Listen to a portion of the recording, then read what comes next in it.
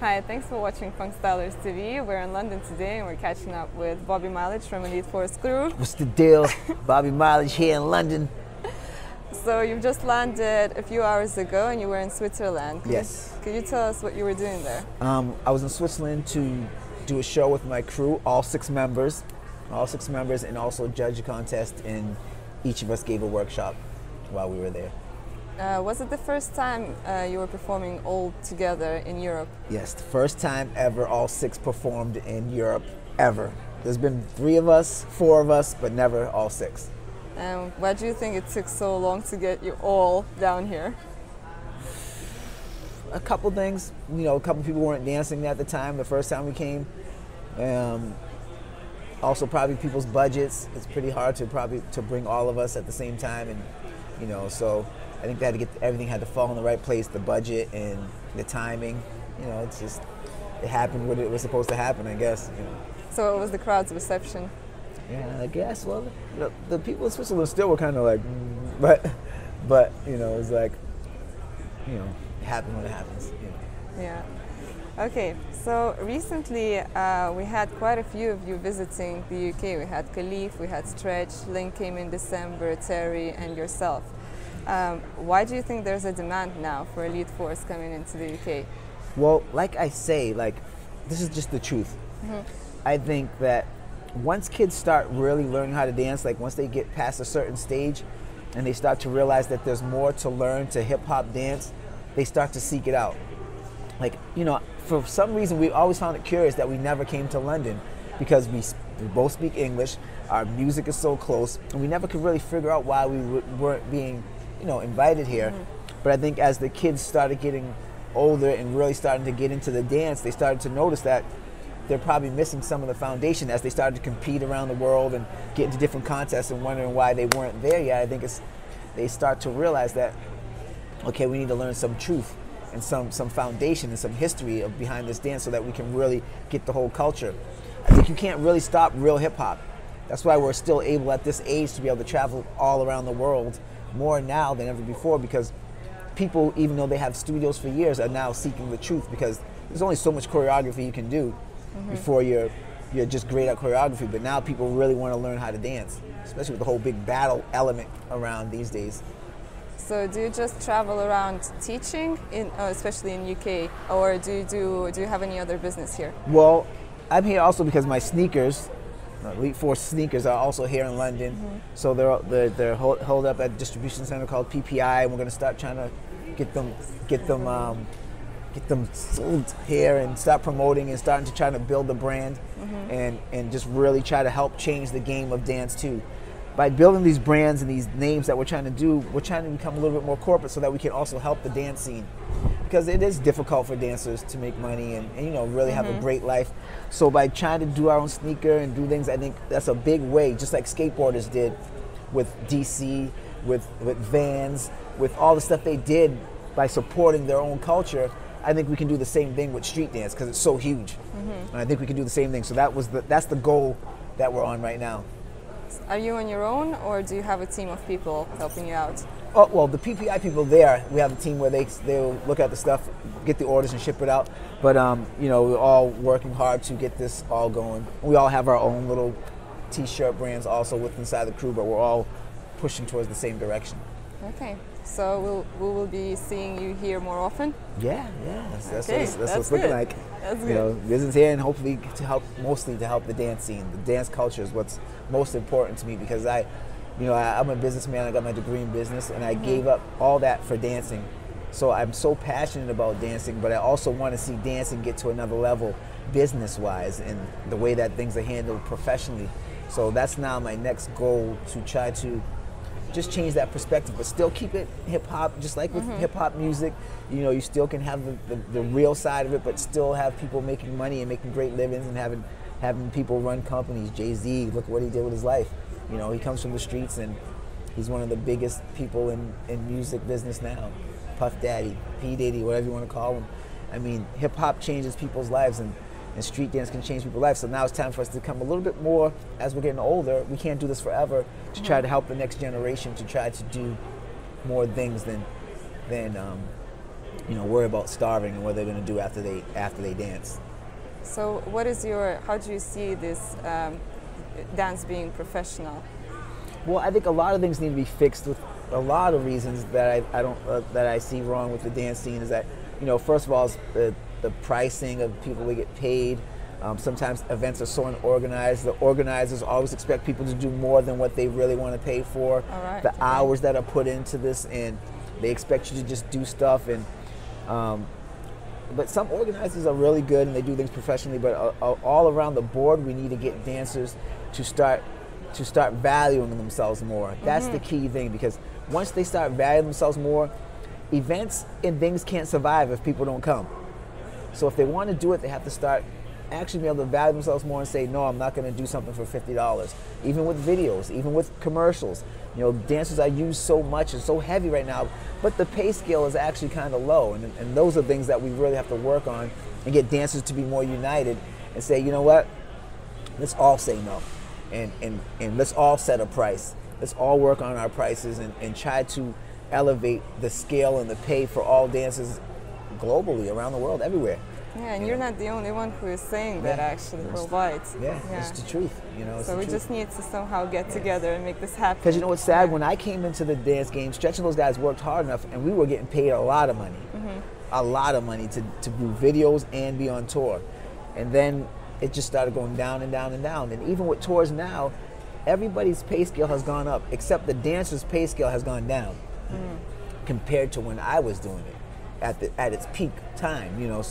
So that's something that's wrong, and that comes to because the dancers just want to be on stage. They're happy just to be there. It's just like a lot of things that makes it hard, because of course people are excited to dance for an artist and things. They want to be touring, they want to do these things, but it's sad to see what happened to the decline of the pay scale because of people not really putting their foot down and demanding what they deserve, because this is the art. Every top artist that sells millions of records, they all use dancers. And that proves to you that the worth of a dancer should be more, because they're out there killing themselves. And people don't realize how hard it is to really move your body all the time, every day. It's not something easy just because we love it and we have passion for it. They take it as something like, oh, they're just dancing, they love it anyways. No. Respect the art form. It is a great art form. It does a lot for people. It has touched nations. We have been to countries way before any artists have ever been there through dance. Before any singer, before any rapper, we have been to countries that are small like this because of dancing. And that proves the power of what dance can do. So now it's time to get this power and spread the power and also get paid. People say, oh, you're just always worried about money and business. No. People already have sacrificed so that the pay scale should be better. People have already paved the way so that this stuff should be better for you. Not be like, oh, I'm doing it for the pure love of it. No, you can't do it for that all the time. It is now a job, it's now an industry, people are making money off of it, so now it's also time for the dancers to say, yes, I love my dancing, but the best thing you should do, the best thing in life, how you're mostly happy, get paid to do what you love in any field. Any success story they tell you, I love what I do and I love to do it, so they get paid for what they love. And just because it's an art form doesn't mean you should be broke. Artists, they make it.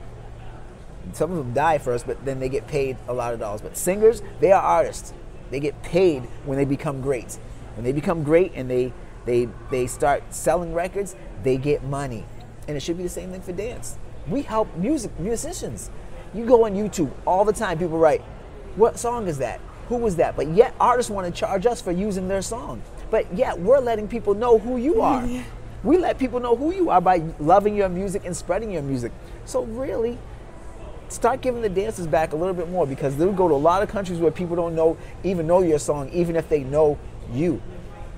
So it's not just changing the dancers' mentality, it's changing everything around it, the whole industry. They're actually trying in America now. There's a thing called the Dancers Alliance where they're trying to... I heard about it. And they're trying to change New York, things. isn't it? It's like LA and New York, they're spreading all around and trying to get set wages for people and make sure things go right. So I hope that really goes through. I know they did make a big thing and they actually got everybody on board. So hopefully it really takes off and everybody will follow it and just also help uplift the dancer. Okay. Let's talk about the UK dance scene. Since you've taught last in UK 2011, was it your first time you taught in UK in 2011? Yeah, my first time teaching in UK. Yeah. How much did the dance scene in UK changed, and to what extent, and is there anything that it's lacking? Well, I still see, like, not to put the UK down, but I still see a lot of people that talk about wanting to learn and stuff, but then the workshops here are the smallest numbers I've seen.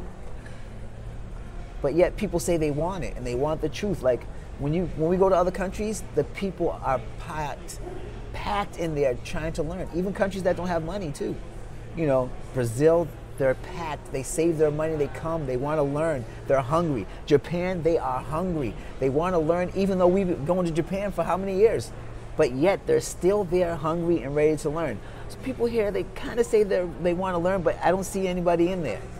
You know, and sometimes people feel like because they're doing something, they made it or they did something, they stop coming. Like I gave the perfect example. Guchan and Kay, they're some of the top 2 poppers in the world. When Pete goes there, they still take his class. They still take his class because he's got something to give that they still always have something to learn from because of where it comes from inside of him. And I'm not saying you have to take my classes forever, take the classes forever, but since it's so young here, and you should be there when you have the opportunity to learn from people that are there. That's like drinking from the fountain. You should want to drink from the fountain of youth, the fountain of whatever. The fountain is there. You should drink from it when you have the opportunity. And I just see a lot of people not taking the opportunities. And I think that's the sad part about the scene here and why it may take a little bit longer for them to really grow and compete. And do you find yourself teaching more abroad or back home in America? Well, now we teach a lot abroad because of what's happened. You know, and I think it's also a lot of proof of what it means about true and foundation, because now we're being asked to come to almost I went to 19 countries last year. 19 different countries through dancing because the people are that much indebted to trying to find out about the dance and really learn the culture.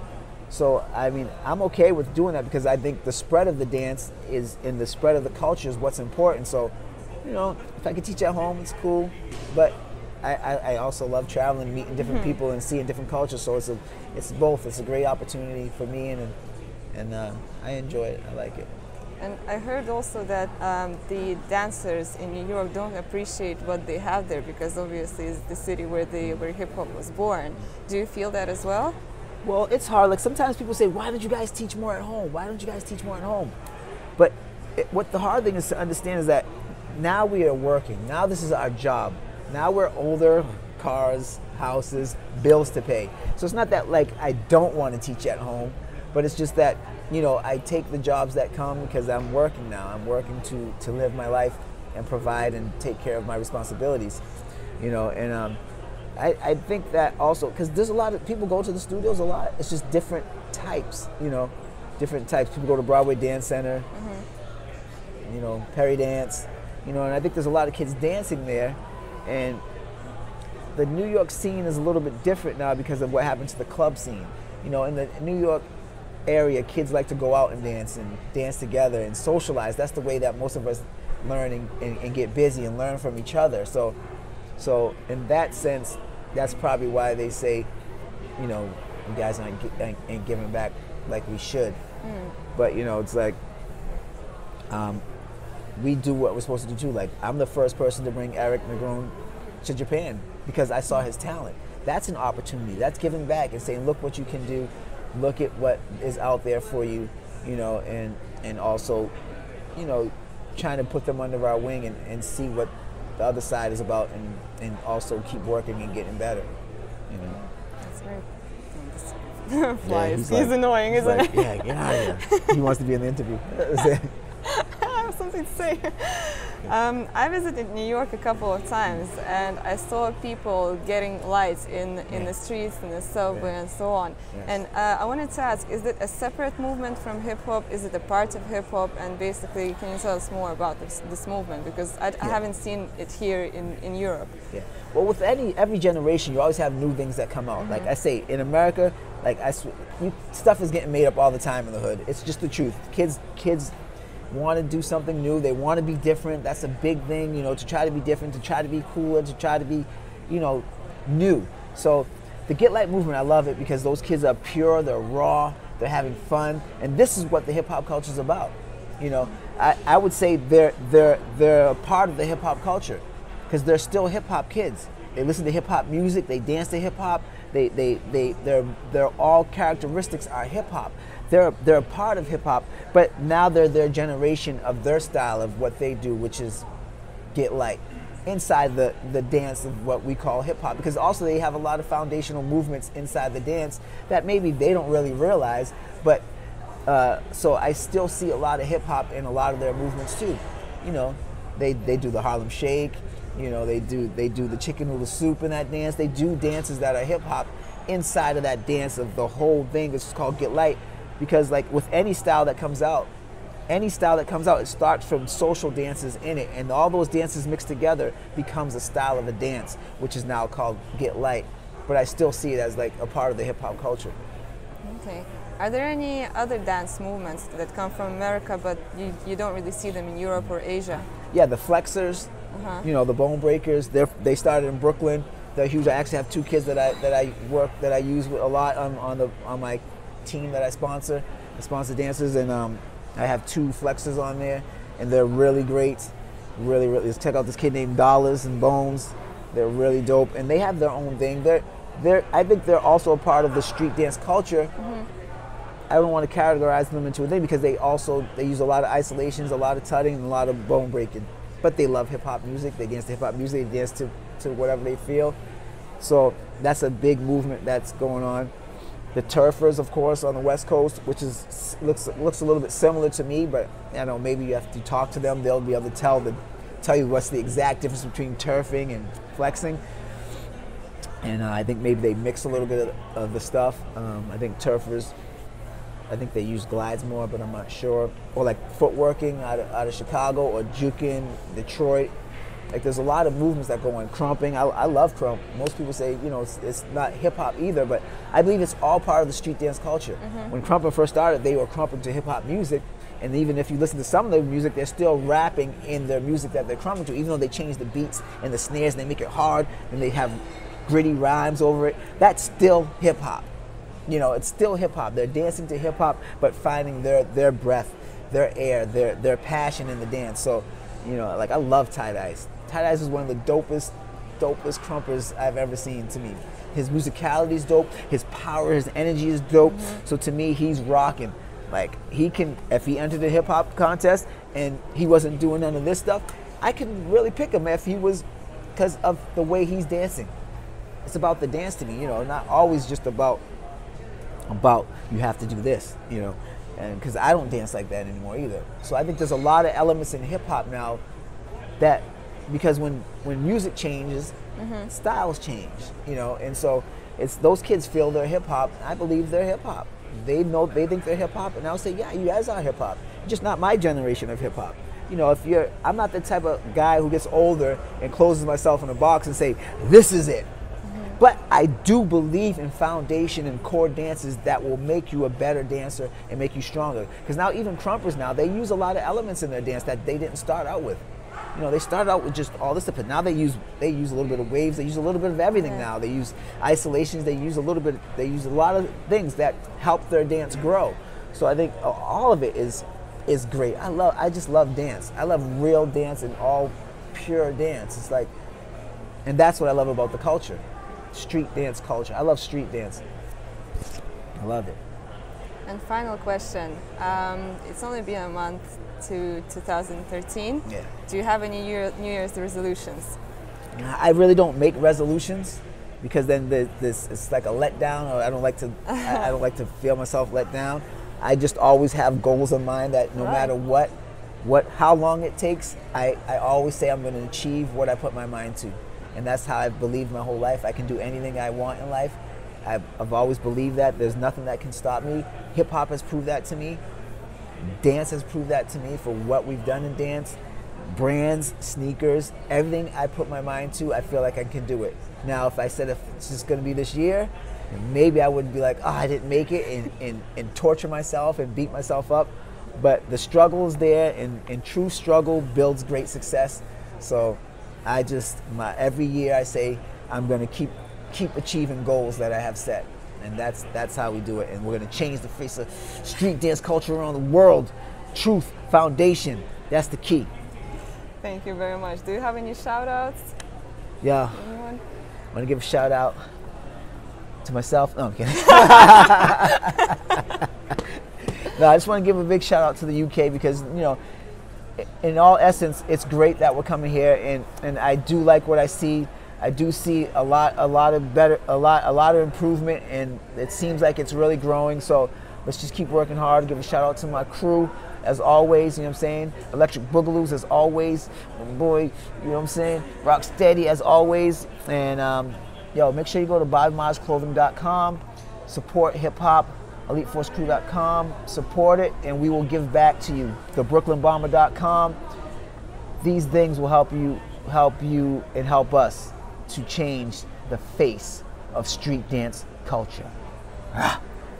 Thank you very much for watching Funk Stylers TV. You can find us on YouTube, Funk Stylers TV, or go to our website, www.funkstylers.tv. And for more information on Bobby's website, just scroll down. See you soon.